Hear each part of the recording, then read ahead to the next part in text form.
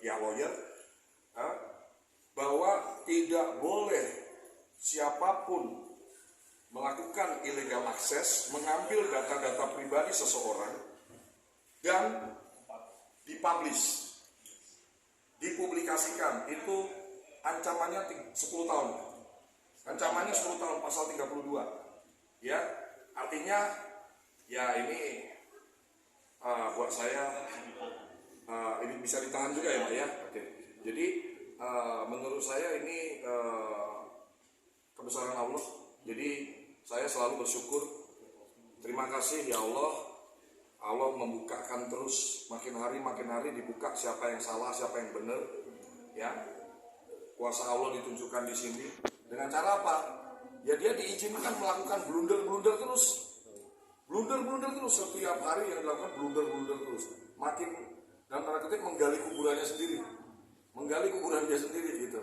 Dari Henry Kurniadi dan juga Bapak Sabar Oban Tobing hari ini melaporkan seseorang yang berinisial AE ya.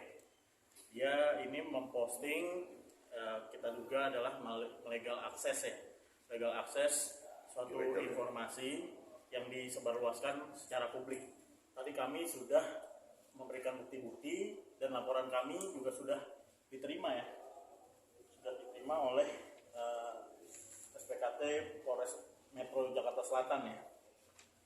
Di mana kita melaporkan 310-311 KUHP dan juga pasal 32 Undang-Undang ITE Junto 48 dan juga Undang-Undang Perlindungan Data Pribadi Undang-Undang pasal 67 Undang-Undang 27 tahun 2022 ya. Kita sudah melakukan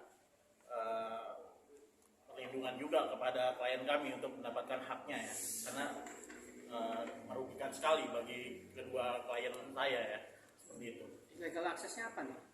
Ya, dia memposting data pribadi klien kami, Bang John LBF dan juga Bapak Sabar Tobing ya, dan itu sudah ada undang-undangnya juga kan, Undang-Undang ITE dan Perlindungan Data Pribadi ya, dimana pasal 32 itu kan mengenai yang ancamannya adalah 10 tahun penjara ya, kurang lebih seperti itu. Mungkin kronologis awalnya seperti apa sih Bang John Sabar, kronologis awalnya seperti apa? Kapan dia posting? Tentunya kita mendapatkan postingan itu per hari ini ya. Per hari ini dia memposting di media Instagram dan juga media YouTube atas nama yang kita laporkan ini, nama pribadi seperti itu. Jadi tidak ada hubungannya dengan dia berprofesi sebagai apa, tapi dia mempublis data pribadi kedua klien kami, dan klien kami adalah sebagai korban di sini. Seperti itu. Data pribadi apa sih Bang? Ya, dia boleh dicek di sosial medianya, di Instagram dan YouTube-nya, dia memposting data-data pribadi mengenai STNK ya. STNK yang itu kan tidak boleh disebarluaskan. Ada undang-undangnya kok.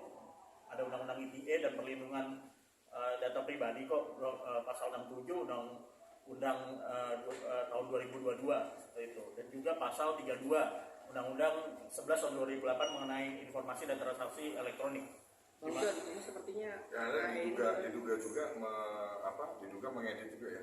Iya, diduga mengedit karena kan di pasal 32 itu kan setiap orang yang dengan sengaja dan paham secara melawan hukum dengan cara apapun, mengubah, menambah, mengurangi, merusak, mendistribusikan, mentransmisikan, menghilangkan suatu informasi elektronik dan dokumen elektronik baik milik pribadi maupun publik seperti itu ancamannya kurang lebih 10 tahun penjara ya, dan denda kurang lebih 5 miliar. Bang John, gimana nih Pak Sabar? AE ini sepertinya selalu aja ini ganggu-ganggu terus. Jadi yang pertama, hari ini tanggal 12 Juni ya. Ya, 12 Juni. 12 Juni 2023 saya menemani partner bisnis saya sebagai komisaris PT Mas Kawan, Pak Sabar direktur. Hari ini Pak Sabar sebagai pelapor ya atas dugaan yang disampaikan tadi pasal 32 ya, makanya atas pasal 32. Yang menjadi korban adalah Pak Sabar dan saya ya. Yang pertama saya perlu pertegas dulu ke saudara AE ini. Saya Henry Kurniadi atau biasa kenal dengan nama John LBF di media sosial. Yang pertama, siapapun di belakang kamu, mungkin kalau ada otak-otak di belakang kamu yang memprovokasi atau menyuruh kamu untuk melakukan ini, saya harus pertegas malam ini, saya nggak takut siapapun itu, ya saya akan lawan. Karena saya selalu terus menyuarakan bahwa di Republik ini semua orang punya hak yang sama, punya hak hukum yang sama, punya kesetaraan hak dalam hukum, ya. Tidak boleh, apalagi ini yang kita laporkan hari ini adalah mengenai data pribadi seseorang. Di situ lengkap banget, ada identitas kendaraan, ada alamat, ya, adalah alamat ini yang paling fatal yang menurut saya. Dan saya sama Pak Sabar sangat keberatan. Dan kita tidak pernah mengizinkan. Dan saya harus sampaikan dulu buat teman-teman wartawan semuanya bahwa ini juga akan saya cari tahu. Ini saya akan telusuri betul-betul dia memperoleh data STNK ini dari mana. Yang kami duga sangat kuat ada illegal access. Ya, ada illegal access di sini. Ya, karena kami tidak pernah memposting.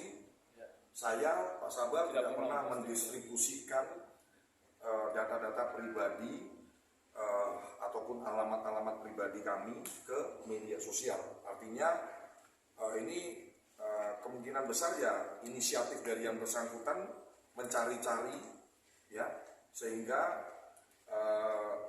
dia bisa menemukan data yang pastinya sangat kami duga kuat illegal access, ya. Dan yang paling fatalnya adalah dia mempublikasikan ke ranah publik. Ranah publik artinya apa sih? Ini media sosial dia pribadi, ya, media sosial pribadi, YouTube, dan yang secara kerugian ini sangat besar untuk kami. Karena apa? Media sosial, perlu teman-teman ketahui bersama, siapapun, dimanapun, kapanpun bisa mengakses. Dan ini akan jadi jejak digital seumur hidup. Ya, ini saya harus pertegas. Ya, akan jadi jejak digital yang tidak bisa dihapus untuk seumur hidup. Sehingga kami langsung melakukan tindakan tegas. Tadi kami melihat postingan tersebut hari ini. Saya dan Pak Sabar berkoordinasi dengan pengacara dan kami langsung melakukan hari ini juga. Di hari yang sama ketika kami melihat postingan tersebut, dia posting hari ini, kami langsung melakukan upaya hukum, tindakan hukum, hak hukum yang kami miliki sebagai warga negara Indonesia. Dan saya harus sampaikan, ini laporan keempat terhadap saudara AI.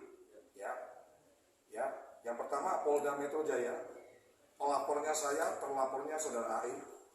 Ya, sudah naik sidik, sudah proses. Ya, Polres Jakarta Selatan yang dia bilang katanya mobil atas nama saya cuma satu. Di video itu tadi sempat di-spill juga. Jadi di video itu mobil atas nama Bang John cuma satu. Ini kamu hati-hati, ini ada di situ di video itu ada seorang perempuan juga yang ikut tampil di video itu.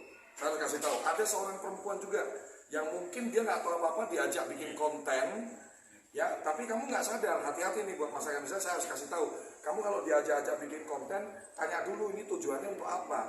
Karena bisa berpotensi kamu juga kena. Karena kamu ada di video tersebut, kamu ikut menjawab ikut ada tampil di video tersebut dan ada yang nggak pernah kelihatan kamera. Ini Pak Arif, ada suara itu, cewek itu. Ya, ini akan kami laporkan semua. Menambahkan di sini karena kita terlapornya adalah saudara AE dan kawan-kawan. Ya. Jadi itu nantinya semua yang ada di video itu, semua yang ada di video itu kami laporkan semua. Ya, yang cewek yang pakai yang ada di video itu sama yang bersuara itu kami laporkan semua. Ya. Jadi gini teman-teman, saya kira kalau teman-teman netizen Indonesia, wartawan udah pada paham lah. Coba aja dilihat, dia melakukan postingan apapun, udah gak ada yang mau nonton, gak ada yang mau komen juga. Tujuan awalnya diduga kuat nih pengen pansos sama John LBF, nyebut nama.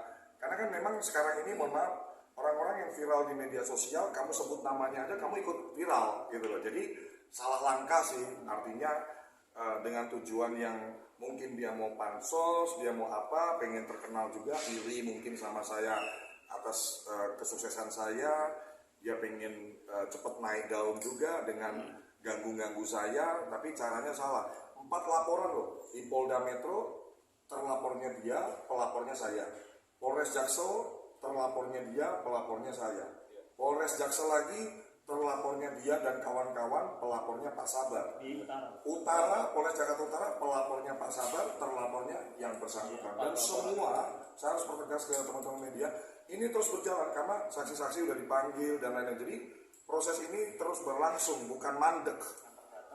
Ya, dan nah, jadi saya harus sampaikan juga teman-teman, masyarakat Indonesia ini sekarang udah makin pinter. Dia tuduh-tuduh saya, terus habis nuduh cabut laporan, cabut gugatannya dicabut, gitu loh, gugatannya dicabut. Jadi terus awalnya pengen pansos gara-gara nuduh-nuduh saya, fitnah-fitnah saya, terus gugatannya dicabut. Sekarang melebar ke ngutik-ngutik kendaraan pribadi kami, kendaraan pribadi Pak Sabar. Pertanyaan saya satu, itu mobil, sorry to say ya, kalau mau gua atas namain siapapun, apalagi atas nama PT saya harus pertegas. Saya mobil kendaraan saya itu yang saya tunjukkan ke teman-teman ya punya saya. Malu kita ngaku-ngaku punya orang. Saya pertegas nih ya, Henry Kurniadi dan Pak Sabar tidak pernah ngaku-ngaku yang bukan punya kita. Ya, semua Land Cruiser saya ada. Alphard ini saya bawa. BMW kemarin acara juga teman-teman wartawan juga lihat. Pajero ada. Semua ada kendaraan saya. Kita posting beli aku dikasih kado sama perusahaan Rolex, ini jam-jam Rolex gue pakai. Gak ada kita gini-gini, malu kita mau ngaku-ngaku punya orang. Ya, lebih baik ibarat bergayalah sesuai kemampuanmu. Ya, kalau kata almarhum Bosadido, bergayalah sesuai kemampuanmu. Ya, kalau nggak mampu nggak usah bergaya. Tapi kita mampu, ya nggak apa-apa, self reward. Dan saya harus pertegas sekali lagi teman-teman yang masih punya pikiran saya ini flexing atau apa, buang jauh-jauh dari pikiranmu.